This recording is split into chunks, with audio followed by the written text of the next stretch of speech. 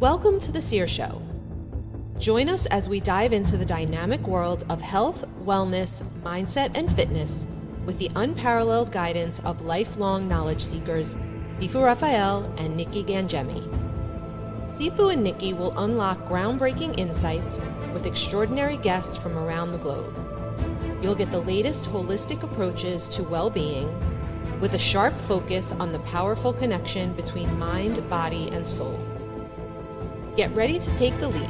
It's time to embrace a brighter and healthier future with us at the Sear Show.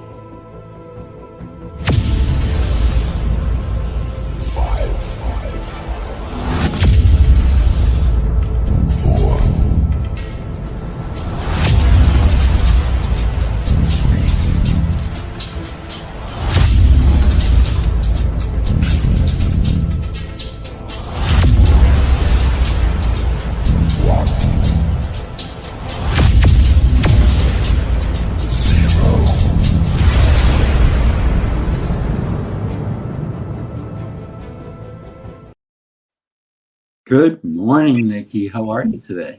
Good morning, Sifu. I am excellent. And how are you doing this fine morning? Exceptional, getting better every day. Always. I love it. Yeah. I love the topic that we're talking about today, the influence factor. And can I tell you, the person that's in the green room right now is such a great influence and a great friend. And it's been too long since we've spoken to her. So I am excited to bring her on. I mean, when you listen to this young lady, wow, power is coming through. So let's not waste any more time. Michelle Lee, come on down. Hi. There she is. Hi, Nikki. Hi, Sifu. Hi, everyone. I'm so excited to be here. And Sifu, can I just tell you, every time your beginning intros, I love them. They get me so fired up. I'm like, oh, so much energy. Mm-hmm. Awesome. Energy is important, right? Absolutely. Yes. So what do you think about the influence factor? Because you are an influence factor. I opened up the dictionary and your picture was there. I love it, Sifu. Well, everything comes down to how we can communicate, right? How influential are we when we're having conversations? Because we have to be able to truly connect with the people around us. And in order to do that, we need to level up ourselves. Yes. I love that. Mm-hmm. So you said we need to level up ourselves, and that's a very interesting fact. But how do we do it? Nikki, I'm going to ask you before I ask Michelle. How do you level yourself up? Well, when I was thinking about this topic, my first thought was that influence starts within. We've got to be able to influence ourselves before we could influence others.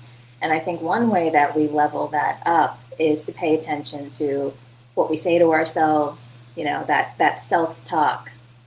And I think it starts with that. It starts with being aware of what am I telling myself? What am I believing? And I've got to start there. I've got to level that up first and be able to focus on what is the outcome that I want? What is my intention? What is important to me? Mm-hmm. And from there, you have a solid ground to stand on. What? Love that answer. Michelle? Well, I agree with Nikki. Like everything starts within yourself. The only thing you can control is yourself. You can't control anything else. You can control how you react or respond to something, but we're made beautifully. And we talk about the bank code, right? Which unlocks your core values. And in order to maximize and optimize yourself, the goal is to increase your ability in each of those different places, right? Because you're leveling yourself up and being able to tap into the things you need, which probably are the things you're needing the most. Mm-hmm. To really grow your business and have a more fulfilled life. So when we look at each different person, we need different things. We need communicated differently, loved differently, different gifts, all of those different things based on what's important to us, right? In order to be influential, we need to be able to take our lens off with high emotional intelligence and look at the world through the person or people Mm. through their lens, so that now we have more influence, more impact. We're able to talk to or speak the language of everyone. Yes. Wow. I love that. I also love ditto for both of you. Okay, how's that? I love it. So when Nikki, you talked about self-talk, and in the old days when we saw people talking to themselves, we thought, man, they're crazy, right? Now somebody has their earphones on and they're talking, whether they're shopping, pushing a cart or whatever, and they're talking like, oh, they must be on the phone, right? And it's pretty interesting because now what I say is if you're arguing with yourself, there's an issue, but you have to resolve it, right? So don't argue with yourself, discuss it. And when I heard somebody actually having a, so there's two ways people communicate. One is outwardly, where they say it so they can rehear it, so it kind of reinforces something. And the other one is without sound, right? So we're talking internally. And I overheard somebody speaking out. They didn't know I was in the other room, and I kind of heard them. And I kind of peeked, and there was nobody else in the room, but they were trying to resolve an issue, and they were speaking it out. And I thought, that's really cool, interesting. And no, they're not nuts. So it was really interesting for me to hear it, but they were hearing it. So sometimes when you say something out loud, it's being said multiple times. One, internally, because it's your voice. Second, it's coming back in. So you're throwing it out and it comes back into you. So it reinforces what you're thinking, but now reinforces what you're hearing. So I thought that was pretty interesting. What are your thoughts on that? So go ahead, Nikki. No, I was going to say, Michelle, you can go first. Well, okay, so some people, the way they're wired, they have to process thoughts out loud, right? And so, Sifu, when you look at my bank code, right, I get stressed out, I go right to K, and I will start to talk to myself because I need to get what's in my head out. And the only way I can process it is being able to actually speak it out loud. And when people, like before, my husband used to try to solve my problem or try to like give me his opinion of things, and it would literally anger me. I would be like, why are you interrupting my thought process? I need to get what's in here out. I'll solve my own problem. No need to help, right? But now he understands that that's how I have to process that information. And so each one of us, under different circumstances, right, our values can shift, and we need different things to tap into to survive or to get through whatever it is we're trying to get through. Yes. Yeah, I have the same stress, that my third code is K also. And when I get stressed, I don't want advice unless I ask for it, but I get annoyed too if people just give it and it's unwarranted. It's like, I want to get it out of my head by myself. I either write it out on paper, in a journal, or I'll speak it out loud, or I'll tap it out as I'm saying my thoughts out loud. But that's what I need to do to process what's going on in here. Yeah, absolutely, Nikki. Sifu, you're muted. You're on mute.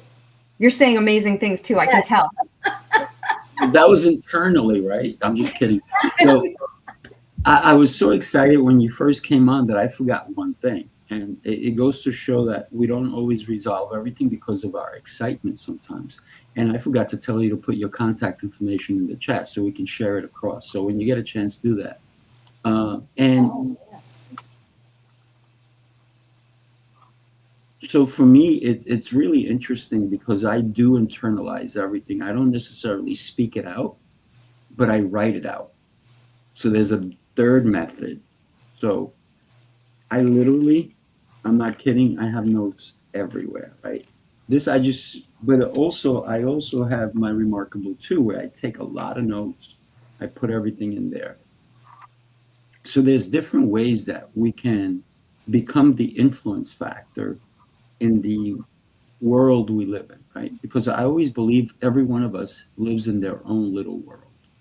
I live in mine, Nikki, Michelle, you do. But now we have to share our world with the outer world, right? The world we live in. And I think it's interesting that now we can become an influence. We don't have to be an influencer, have 10,000 TikTok videos and so forth, and do the little dance that they do on TikTok. I'm just kidding, right? Um, but that TikTok, that's what it started with, and now it's way bigger. So there's a lot of businesses on there. There's a lot of different things, and it's interesting how people now are seeing people as an influencer, and these people are making mega bucks because of what they're sharing. So they actually had to do the internal first before they put it out. They had to get over themselves, is what I'm really saying. Because a lot of times it's shame and guilt that stops us from influencing someone else. Because what are they going to think of me? Right. How do I look? Do I look silly? Do I? And if you don't care, you don't care. You just get out what's in here because the world needs what you have. Yes, absolutely. Yeah, I one of the things when I do get in my own head, because even though I teach people how not to do that, I still do it myself. One of the things, like a one question that just stops it, is I say, "What's important here?" You know, and then that helps redirect my focus onto what's important, basically. Mm. Mm-hmm. Well, Nikki, having, oh, go ahead, Sifu. No, ladies first, always. I was going to say the most important piece, right, is having the self-awareness. Where am I showing up? How am I showing up? How can I reframe or tap into whatever I need to push myself through whatever I'm going through?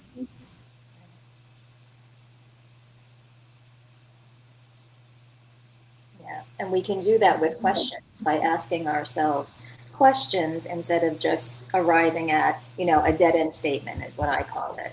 Like, I don't want people to, think what I have to say doesn't matter. Well, what do I do with that kind of a statement? How is that helpful?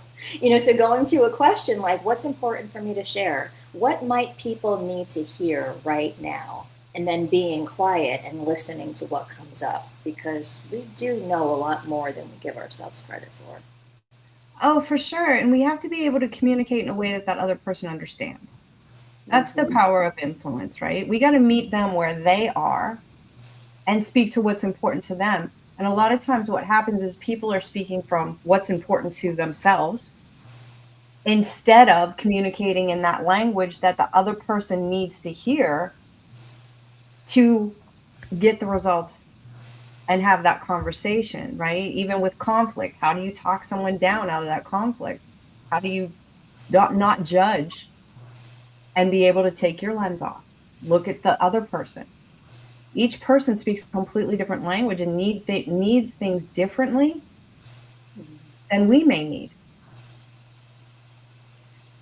Yeah. What do you find, Michelle, is like for the people out there listening who maybe don't know their bank code or somebody else's code? Where can they start with understanding the lens somebody else might be looking through? Well, the first step is to crack their own code, right? And they can do that for free, and they'll get a report all about themselves because they have to understand where they're coming from. There's 24 different combinations based on someone's bank code, which means every time somebody goes out there to speak, they have a 4% shot of connecting and getting a yes. That means 96% of the time it's going to be a no. The odds are not set up in our favor. So when you can crack the code and you can understand in less than 90 seconds how you need to shift and adjust and communicate with that person, that's what's going to give you the influence factor, right? Yeah. It's otherwise you're just guessing. And you're going to get those results of just guessing. And a lot of times people are like, well, I'm really good at guessing someone's where they're coming from or doing the chameleon, right? Dancing, matching. And I'm like, that's fantastic, but we're still guessing. And you're going to get those kinds of results, right? So how do you master those skills? Because everybody works with people. They communicate with people every day. It's just being able to truly understand, not change who you are as a person. You are still the same person. If I go to a foreign country, I'm not going to expect everybody to adapt and speak my language. I'm going to learn the language of the people. Because let's face it, if I go in there speaking English and they all speak Spanish, doesn't matter how loud or slow I talk, no one's going to understand anything. They may smile, right? But there's nothing. That's a great example of somebody speaking a different language. You could talk all you want for as long as you want, as loud as you want. They're not going to understand. So yeah, that's the first step. Crack your code, and it only takes 90 seconds to do it. I love getting no's. You love getting no's? Yeah. What about it? Let's get it right out of the way. Right? So if you imagine I drove 10 miles and my destination is 12 miles and I hit a roadblock, do I go all the way back home? Oh, too bad. I only got 2 miles left. There's a roadblock. That's the no. Well, why is it a no? What's it going to matter? What's this? What's that? So you talked earlier about, Nikki, about questions, right? That's where the questions come in. So I rather get a no, because the no tells me that there's some pushback. And pushback is going to allow me to know where you stand. If you just yes me, I hate yes people. Oh, I'm telling you, I don't like it at all. Don't yes me to death. That means that you're not even listening. But if you give me a no, oh, now we can have a real conversation. Why is it a no? For anything. Mm-hmm. I mean, listen, I'm sure you ladies have been asked out plenty of times, right? Yes. When you decided to ask, to say yes to that person, maybe it was a no at first. You'd be like, no, I don't know about this person. And then they persisted, and therefore that's why you're married, right, Michelle? And you've had relationships, I've had relationships, Nikki, and sometimes, listen, for a guy, it's not normal back in the day to be propositioned to go out on a date. But even when I was younger, people used to ask me out all the time. And I was a little bit taken back. I was like, well, that's pretty cool. But no, thank you. Or because they were not my type. Right. But if that was the only thing, then yeah, it was a no. And thank you. I really appreciate it. But if it was a maybe, well, do they really want to ask me out? Or maybe somebody put them up to it. Because I want to know the origin. So I'm very inquisitive, by the way. Yes, we know, Steve. Yeah, I agree with you. I always, I've done what you were talking about, where I wasn't interested in saying yes to the guy to go on the date, but I felt bad or I didn't want to hurt his feelings. So I said yes initially, and then eventually had to say, I feel more like a friend vibe after he invested some time. And I've been told I would have preferred you just told me no from the get-go. And as I've matured over the years, I feel the same way. I would much rather you just, because to me, tell me no, you're saving me time, and I value my time. So I appreciate the no as well. Yeah. That was a full sentence. Yes. And so is yes. Oh, I love it. Mm-hmm. So when we consider the influence factor, and you talked about it, Michelle, the way you show up, the way you dress, the way you enter a room even. So many people cowered into a room. They're like, they come in, they kind of hide, I don't know anybody, and they become like a little mouse, and hopefully there's some cheese in the corner, and they'll go to look for the cheese. So I say walk into a room like you own the damn place, right? Well, Or as you belong, not necessarily like I'm it, not like that, but more of I belong here anyway. And when you learn to be able to do that, then you put everything aside, and then you can actually enjoy yourself. You can enjoy the people. And that's how you become an influence, I believe, by allowing yourself to be open to have conversations that you normally wouldn't have because you came in open. But a lot of people come in closed, and that's showing up, right? It, and you could be really well dressed, but you could still come in closed. Like, I'm not. And then all of a sudden, people think, like, oh, you're too good for me. And they won't approach you, they won't talk to you because of your facial expressions. You're like, Yeah, well, absolutely. But see, everybody works off of their operating system, right? So remember earlier I said you have to like tap into those different pieces of you. Well, the action piece of people is the one that's going to walk in confident, charismatic, like full of energy, like, yeah, let's do this, right? Where the other way people are wired, they don't feel comfortable in those situations, or they don't like to go into like a networking group or places that are social places, right? They have to or know they have to, but they're not comfortable in it, which is going to be that person who's kind of sitting back like, I don't even know what to do. So there's ways that you can, again, optimize yourself by being able to tap into those things that you need, but you might stay away from because they're like your poison.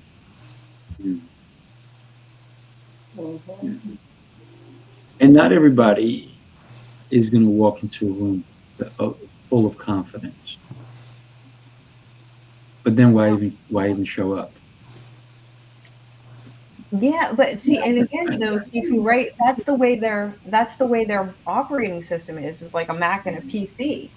They don't know how to do it any other way unless someone can train them to be able to use the other pieces and tap into them to be able to do it. So a lot of times, when you look at that social piece or walking into that room with that confidence, there's a lot of different things that can come into play. Like they could go into stress, they could overthink things, they could just be wired that way where they're like, I'm showing up and waiting for something to happen, right? I'm doing the things I'm supposed to do, but I don't really want to talk to people. Or they want to only talk to individuals who, like, one-on-one, they're good, but groups, they're not good. Different people based on their wiring dress a certain way. But that's the point of it, right? Because automatically when somebody walks into a room, the rest of the people, all the people, right, are going to look at that person, and it's human nature to automatically judge them based on what they're wearing, their facial expressions, the tone they use, the words they use, the words they don't use. If they're too animated, right? If they're not animated. No, but people are just all wired differently. So being able to look at, wait a second, hey, I'm not going to judge this person. Instead, I'm going to love on this person. What do they need? There's people who are super high nurturing who are going to hug everybody in that room. And there's other people who are like, why are you touching me? I don't want to be touched. Okay? If I get stressed out and someone tries to give me a hug, I'm like completely like, get away from me. Why are you even touching me? You're in my space. Where normally it wouldn't bother me. But understanding like, hey, people are fascinating. So how can we all help each other improve? How can we all bring the judgment down? Start loving on people more. Everybody matters, and every single person's operating system is so important because without them, we wouldn't have all the things we have. We have a purpose and a mission. I believe in God who gave us these amazing tools, right? So we can tap into all four of them. And that's how we can optimize ourselves and grow each day. As we sit, we might have really high strengths that we're really good at. Maybe we're just analytical and we don't like to talk to people or go into those situations, right? Or maybe we're wired in a way that we show up and like rock the room. But either way, we have to be able to look at people for who they are and love them there. Say, okay, I get you. Yeah. When you were saying what you said, and I agree 1,000% with you. I'm wearing pink, right? So I'm like, huh, what if I walk into the room and I'm cotton candy? I am sweet, I'm sticky, and I don't look, and everybody's going to want to come to get a piece of me, right? Yeah. And so if I walk into a room and I'm cotton candy, I'm going to get a lot of love. So it's how you envision yourself even before you walk into the room, I believe as well, because a lot of times if we go somewhere, right, and the reason I say cotton candy is because some people will invite their spouse to an event, and they go, well, you're my trophy wife, or you're my trophy husband, and the person doesn't even want to be there at all, and they're miserable, and the other person has to go because it's a business function, and all of a sudden there's this tension between them two. I don't want to be here. Why'd you make me come? Instead of saying, hey, you know what, Nikki, you said it earlier, my time is so valuable that if I made the decision to show up, let me make the most out of this. Yeah, this is not my, listen, I don't know. If I go to an event with my spouse or my partner or whatever, and they're an optometrist, I don't care about eyewear, but they care about eyewear. So let me go and support them in a way that, yeah, I'll listen to people talk about eyewear. Yeah, the frames and all the cool, good. I didn't know that. Thank you for sharing that information. And now I'm part of their world, and I'm enjoying myself because I didn't let myself get hurt or fight back. Where I'm not supporting them if I just show up. I support them if I show up and be interactive. Right. That's how I believe it. Yeah. And it sounds like. Yeah, go ahead. I was just going to say that I heard a lot of when you were talking Sifu, what the things you were telling yourself, right? You were telling yourself better feeling thoughts, and also just setting the intention. If I'm gonna take the time, invest the time to show up, I might as well make the best of it. So your intention was to make the best of it. Goes a long way, intention. And we all have choices, right? So we can choose to go into it with a great mindset. There's opportunities everywhere, whether it's an opportunity to learn something new, an opportunity to meet someone new, an opportunity for, you just don't know, right? But if you go into it with an open mind and the ability to really choose to be happy, just when you go into things, whether it's something you want to do or you're supporting your spouse or whatever that is, if you go in with a great attitude, like I love Sifu that you said cotton candy, right? Like you put yourself in this mindset of like, hey, like I'm going in there, I'm gonna be sweet, sticky, and get all kinds of love. I love it. But it's how you go into it. The mindset piece is huge. Mm-hmm. It is huge. Yeah. I think the influence factor is how do we, and you said it initially, Nikki, how do we influence ourselves? How do we hype ourselves up so we can influence ourselves to, hey, you know what? I have to go to this event anyway. Let me pump myself up. Let me look in the mirror and go, you're a superstar. We're going to be incredible tonight. And love on yourself, because if we don't love on ourselves, it's going to be hard for anybody else to love on us. So I think it's the most important thing is if you're going to go to an event and you're not 100% happy, either you don't go, but if you make the decision that you're going to go, you have to start influencing yourself from the minute you said yes. The minute you said yes, I'm going to this event. Oh, I'm not a scientist. Why am I going to this event? Well, you're the scientist. I'm not the scientist. But the minute you say yes, I'm going to go, oh, imagine if I was there with a lab coat. Everybody would want to talk to me, Oh, right? yeah. And Mhm. protector and the whole deal. So now, all of a sudden, you gamify it, Yeah. right? And if you gamify it, look, the influencers who are making a lot of money on all these different platforms is because they gamify who they are. Hmm. So why don't we learn from them? Look, Mr. Beast, how much money does this guy have that he gives away so much? Mm. And then you have other people who they do a dance or they do a thing and it's something funny, and all of a sudden they have 1 million followers. It's because they put themselves out there, Right. right? And they gamify it. Right? So Yeah. let's gamify our lives because we can have more fun with a game.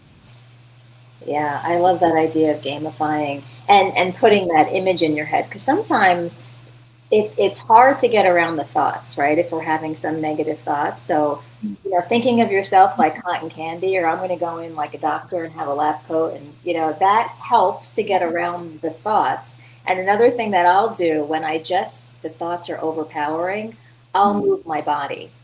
So I'll just do a Wonder Woman pose, or, do the victory, or just, do 10 jumping jacks and say, I love myself. I love myself. It just changes my state. And I could bypass the thoughts that are, not supporting me.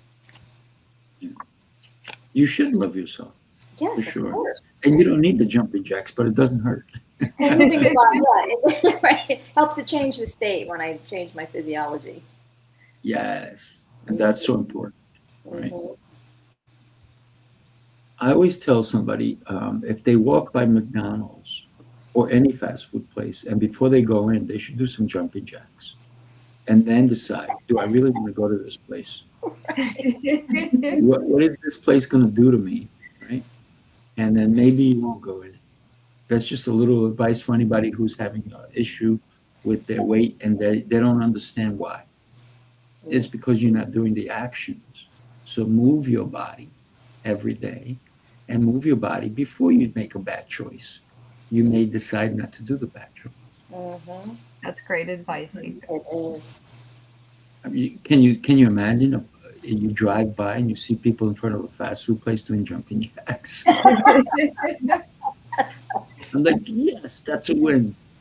Yeah. So anybody listening, before you go into one of those places, whether I'm not going to start naming them because I drive by them all the time. I think from my house to one of my businesses, I think, and it's only a 7-minute drive. I think there's 8 places. Wow. I know. Yep. And it's crazy. Some of them are right next to each other, and it's nuts. And I'm like, man, wouldn't it be cool if I drive by and I see people doing jumping jacks? That would be cool. I would And join then they that. walk away. They get back in their car. Hmm. Yeah, it's one way to influence yourself. For sure. So influence factor, Yeah. we all have it. How do we get it out? How do we, and we talked about this already. We start with ourselves. But how do we influence someone else? Once we started with ourselves, now how do I influence somebody? Like to do jumping jacks in front of a fast food place. How do we get them to do it, right? How do we get them to do the right thing if we believe this particular item is the right thing? So a lot of people, that's where, and Michelle, you talked about it earlier, we can only influence ourselves. We can manipulate people to do certain things, but do you really want to be that? Right? So, Sifu, you can influence others without manipulation. It's being able to speak the right language. So, when you look at somebody's bank code, their first position is that's how much influence they have with that code. If they line up with somebody that's that code, right, they can influence that person. Like the Tally Group study, right? Only 18% of buyers would buy from a salesperson that didn't match the personality versus the 82% success rate. When you look at that, it's how your code lines up and how high you are in each one of those bank code positions. That's how influential you are with those codes, right? If you're above 20 with our advanced assessment, your influence factor is higher in that code. If it's low, then your influence factor for that particular code is not high. So when you're communicating your message, if you're communicating in a language that other person understands, that's what gives you the influence. If you're communicating from your own perspective, your own code, you're never going to be able to influence the person across from you. It's like you're speaking a completely different language. But what you said is so important. Influence without manipulation. That's the key. And that's why what we train people to do is be able to understand exactly how to speak that language and not manipulate, instead connect and empower each other. That's where the power comes. Yeah.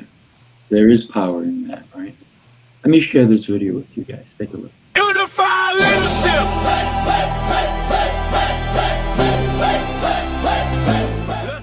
This is what we do, man. This is what we live. This is our calling. And you walk away with a working document, something that you could hold, that's intangible, that you could utilize, man, wherever you are on the journey. This is not for one specific element. This is for real leaders to grow that leadership acumen, to be better in the home, be better in your community, be better in your workspace, be better in your organization, your teams, man. If you feel you have no value after day one, we'll give you your money back. Indeed. 100%, bro. That's how we stand behind what we believe in. Unify leadership. Raise that bar, leaders in rhythm, born to spar. Raise that bar, leaders in rhythm. Unify leadership. I'm kidding. I ended it early, but so yeah, unified leadership. It's about unifying people, right? Leaders, because a lot of people are leaders and they don't even know it. Right? Every day when you wake up, you make a choice. How is your day going to be? And if you make no choice, somebody else will make it for you. So that's important. Yeah, And that's very the influence. Right? Having a calendar, understanding what's going on. When I reached out to you, Michelle, and I said, can you be on the show? You're like, absolutely. And I appreciate that, right? Because you made a decision, right? You said yes, full sentence. Well, she's in action first, so yes, she's got to make a decision first. Absolutely. I was all in. Well, and we love having you, so thank you. I'm enjoying this conversation because the more we think about the influence factor, the more, and anybody who is listening now or will finish out the show later on if they have to go or come back or whatnot, consider sharing it with somebody who may need to understand that they too are an influence. Every day, we choose our day. Don't get me wrong, things are going to go wrong, but things are going to go right as well. And sometimes you'll be happily surprised with what happens in your day. But if you allow everything else to happen to you, you're the only one to blame. So you should plan your day so you can influence your day. And I think that's the influence factor. Having a calendar helps your influence. What are your thoughts on that? On having a calendar? To influence your day. To influence your day. Yes, having a calendar, which I do the old fashioned, I handwrite my, so I can follow it. And in addition to having a calendar, which also helps to influence me, is making like a checklist. So and I did this yesterday. I had a bunch of things rolling around in my head. I got to get back to this person. I got to get this done. I got to make this video. And I said, I'm going to put 3 of the most important things on a piece of paper so I can influence my actions and my decisions. And I said, I committed to, I'm going to complete these 3 items first before I do anything else. So the calendar and the list of things that are important to get done, A influence calendar. me to stay on track. Well, absolutely. And if you don't have a calendar, I mean, you a calendar is, I live by my calendar, right? If it's not on the calendar, it's not going to happen. So I also like to start out, because a lot of times it's hard for people to commit to having a calendar if they feel it takes their freedom away, right? So what I like to tell people is put in the things that you want to do first, like for yourself, for your family. Like and work around that and schedule the things around it. But have a calendar. There's some people who don't even have like a Calendly link, right? I'm like, how do you book appointments? Like, how do you keep things straight? I don't understand. I have so many calendars, it's crazy. But my calendars talk to each other. Yes. So I set it up so the calendars know, oh, you can't do it. You already have something. Blah, blah. Mhm. So when I give somebody a link to have a conversation with me, it's if somebody else took it, that spot is gone. Mhm. That's how I control. And then also, don't get me wrong, sometimes it's a happy moment because I was like, oh man, I am bombarded today with calls. And somebody reschedules. I'm like, oh, I get a little extra time. Yeah. Look at that. Oh, that's good. So now I can do a little dance, and then I can do this, I can do that. But then I get back to my protocol, right? All my calls or whatnot. And so even my fiance she'll go, show me your calendar. I'm like, why? What do you need? She goes, just where is it? Let me have it. So I give her the calendar. And then she goes, I said, what did you need? She goes, no, I took care of it. I'm like, oh. So now I got to go look at my calendar, see if she didn't. See what changes you made. No, she didn't change anything. She added something when it was available.